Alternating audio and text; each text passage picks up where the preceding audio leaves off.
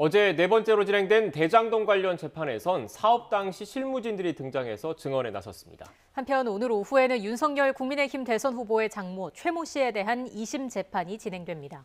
주요 내용들 김광삼 변호사와 함께 자세히 짚어보겠습니다. 어서 오십시오. 네, 안녕하세요. 대장동 관련 재판 이야기부터 해봐야 될 것 같은데 어제 4차 공판이 진행됐습니다. 결국 핵심은 배임 혐의 입증 부분이겠죠? 네, 이제 배임 혐의 입증과 관련해서 사실 어떻게 초과 이익 환수제가 조항이 들어가지 않았느냐 이 부분이 굉장히 쟁점이 되고 있어요. 그러면 사실 그 관련해서 어떤 절차 과정에서 지금 대장동 사인방이라고 할 수 있는 이제 피고인으로 돼 있죠.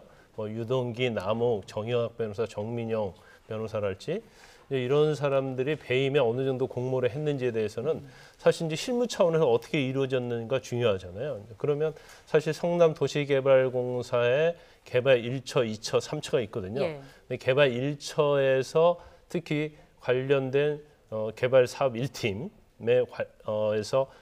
이 과정에 관여를 했던 실무자들 증언이 어제 있었던 거죠. 예, 그 구체적인 증언들이 좀 나온 것 같은데 어떤 게 있었습니까? 일단 제일 중요한 것은 그 기획본부장을 했을 때 이제 유동규 씨의 어느 정도 개입을 했느냐 이게 굉장히 중요한 부분인데 유동규 씨가 사실은 그 당시에 실무에 있어서 제일 윗선에 있었거든요.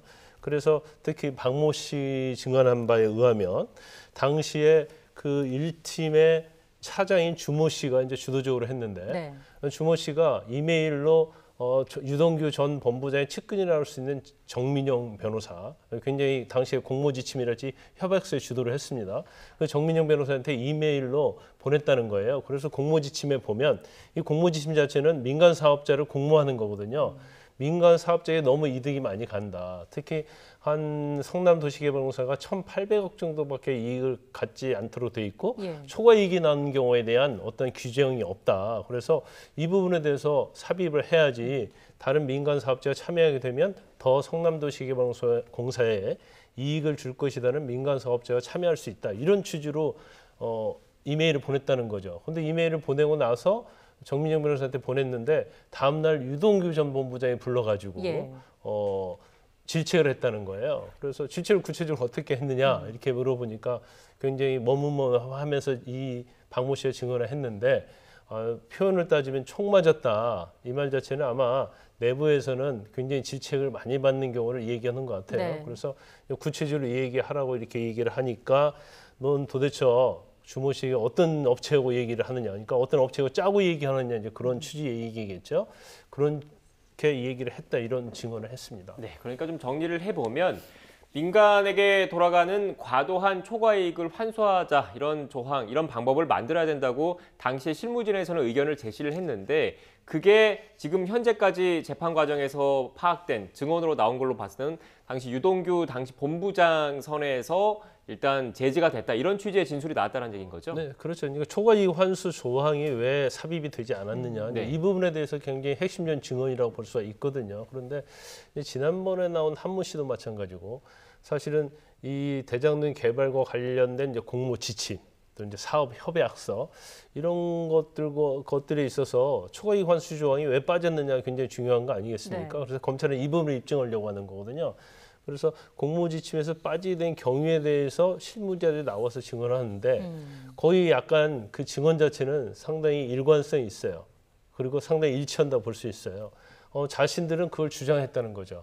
그런데 윗선에서 이 부분을 제지를 했다는 거고 그러다 보니까 경우에 따라서는 실무팀에서 배제가 됐다.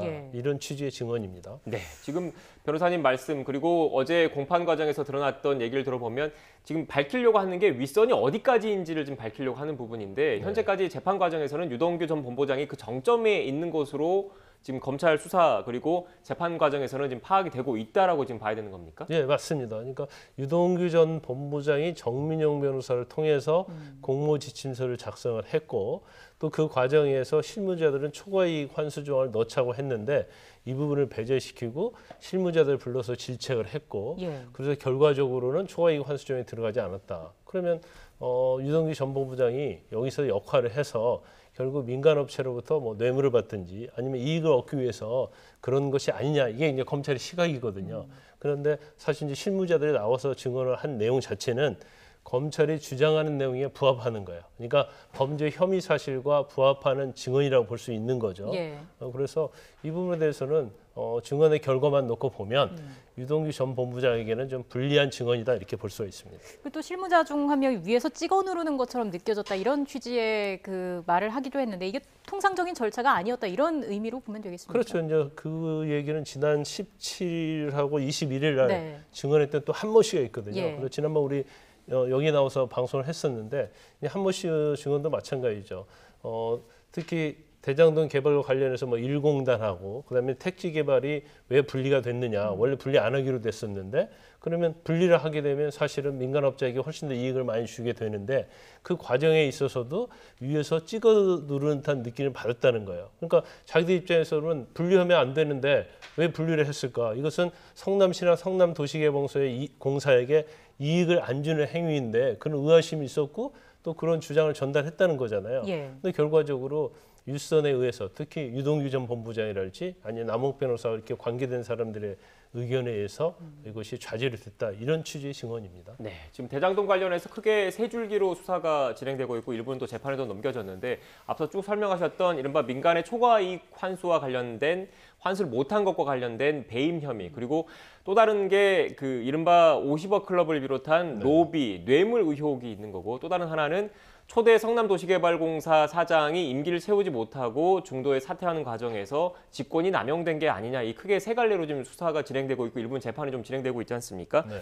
지금 배임 혐의를 좀 말씀을 해주셨으니까 두 번째로는 이 이른바 50억 클럽 관련된 이야기도 좀 해봐야 될 것 같은데 곽상도 전 의원이 재소한 데서 지금 조사를 받은 것 같습니다. 네, 근데 곽상도 의원의 어떤 50억 클럽 자체 중에서 이제 50억 받은 것은 거의 인정을 하고 있잖아요. 네. 그런데 받은 이유에 대해서 뭐 아들의 뭐 퇴직금이랄지 뭐 요양과 관련된 부분이다 이렇게 얘기를 하고 있는데 사실은 그 금액을 보면 그분은 설득 이해가 가지 않아요. 그러면 결국 50억을 받은 이유가 있을 것이다. 그런데 검찰에서는 영장을 청구하면서 사실 그 당시에 성남의 뜰이라는 컨소시엄에서 한남금융지주가 있었는데 한남금융지주가 거기에 참여하는 것이 와야 되려고 했는데 결국 곽상도 의원이 개입을 해서 이것을 다시 성남의 뜰 컨소시엄을 완성을 시킨 것이기 때문에 이 알선의 대가로 이제 50억을 받은 것이다라는 것이 이제 검찰의 시각이고 네. 또 영장도 그렇게 청구를 했어요. 근데 영장 내용에는 구체적으로 누굴 만났느냐 그러면 근데 그 내용이 빠져 있단 말이에요. 그러면 우리가 보통 말하는 이제 범죄 사실 특징이 안 되는 거예요. 50억이 설사 뇌물로 받았다 하더라도 범죄 사실 특징이 해야지 이제 유죄가 되는 거거든요.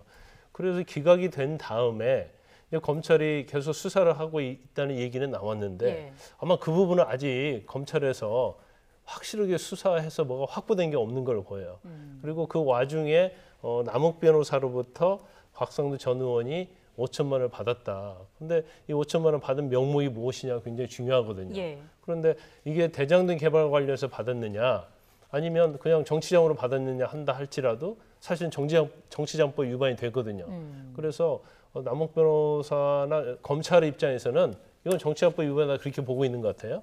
근데 곽상도 의원은 전에 남욱 변호사가 구속돼 있을 때 변호사 비용으로서 받은 것이다 이렇게 주장을 하고 있어서 어느 시점에 받았느냐 시점도 틀리거든요. 그래서 그 부분에 있어서도 이제 검찰이 좀 더 추가적 수사를 해서 잘 밝혀야 할 것으로 보입니다. 네. 지금 보면 국민의힘 쪽 야권에서는 그 이른바 배임 혐의에 초점을 맞춰서 과연 윗선의 종착지가 유동규 전 본부장일 것인지에 대해서 계속 의구심을 품고 있고 의혹을 제기하고 있는 상황이고 민주당 쪽에서는 이른바 50억 클럽과 관련해서 돈을 받은 사람이 진짜 범인이다라는 의혹을 제기하면서 어떻게 보면 양측 다 지금 현재 수사에 좀 그 미진한 부분을 지적을 하고 있거든요. 결국 특검과 관련된 논의가 앞으로 계속 이어질 수밖에 없다고 봐야 되는 겁니까? 아니 제가 볼 때는 시간의 문제이지 특검으로 갈 수밖에 없어요. 일단 대장동 개발과 관련된 수사에 있어서도 유동규 전 본부장에서 멈춰버렸잖아요. 그러면 사실 이재명 후보가 관여를 했든 안 했던 성남시장이었고 네. 그다음에 결제한 것들이 몇 개 드러난 게 있단 말이에요. 그러면 사실은 이재명 후보도 불러서 조사해야 하는데 검찰이 대선을 앞두고 부담을 느꼈었는지 모르겠지만 결국 수사 자체는 중단이 됐다 이렇게 볼 수 있어요. 예. 또 이 부분은 또 여당도 인정을 하고 있는 부분이고 또 야당도 인정하고 있는 부분이잖아요. 그래서 대선이 끝나면 수사는 계속 특검을 통해서 할 수밖에 없는다고 이렇게 볼 수 있고 그다음에 50클럽에서도 마찬가지죠. 어떻게 50억씩 이렇게 받을 수 있냐 이거예요. 더군다나 녹취록에 명확히 나와 있잖아요. 50을 받기로 한 사람들이 누구인지. 그런데 왜 50을 주는 거에 대해서는 나타나지 않고 있거든요. 그것은 아마 특히 이제 김만배 씨가 50억을 주는 거에 주도한 걸로 보이는데 네. 그 명목이 무엇인지에 대해서 검찰이 밝혀야 하는데 아마 그 사인방들이 입을 다물고 있기 때문에 이 부분은 검찰이 지금 수사 진행이 잘 안 되고 있는 것 같아요. 그래서 지금 곽상도 의원은 50억 받은 게 명백함에도 불구하고 검찰이 영장이 기각이 된 다음에 한 발 더 수사 진행이 나가고 있지 않기 때문에 네. 결국 이제 특검을 하게 되면 이 50억 클럽과 관련된 부분도 사실은 특검의 대상이 돼야 한다 이렇게 봅니다. 시간 문제일 뿐이지 특검으로 이어지게 될 것이다라고 예상을 해주셨고요. 다음 주제도 좀 짚어보겠습니다.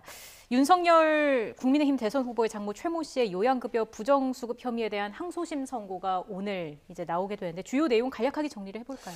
일단 범죄 사실은 그거예요. 그러니까 윤석열 장모 최모 씨가 의료인이 아니면서 요양병원을 설립하고 네. 그 과정에서 요양급여를 정부에서 이제 보조를 받거든요.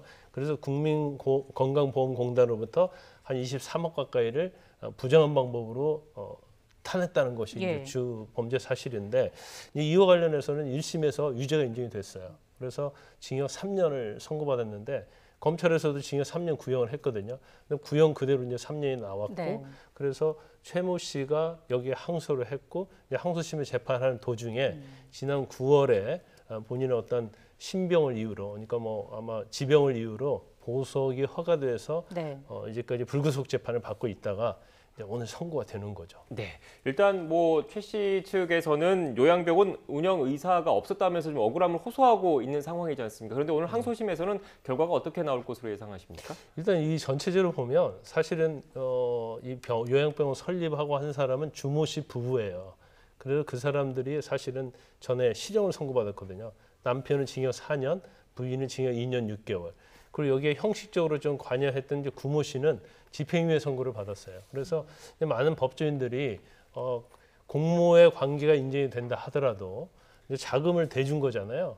그 과정에 있어서 어떤 개입의 경도가 주범이 아니기 때문에 집행유예 정도 선고가 나올 것이다 예상을 많이 했었는데 결과적으로 징역 3년이라는 실형이 나왔거든요. 그래서 항소심에서 이 부분에 있어서 주도적이냐 그렇지 않느냐 이 부분을 판단할 가능성이 크다. 그런데 검찰에서는 항소를 안 했기 때문에 형량은 더 올라가지 않을 겁니다. 그래서 아마 우리가 주목해야 할 부분은 유죄냐 유죄가 나올 것인지 무죄가 나올 것인지 그 부분하고 만에 하나 1심처럼 유죄가 나온다고 한다면 집행유예 선고받고 불구속으로 될 건지 아니면 실형을 선고받고 법정 구속될 건지 그 부분이 오늘 오후에 관전 포인트다 이렇게 볼 수 있습니다. 네, 알겠습니다. 재판부가 어떤 판단을 내릴지 지켜봐야 할 것 같습니다. 지금까지 김광삼 변호사와 함께 관련된 이야기 나눴습니다. 오늘 말씀 고맙습니다.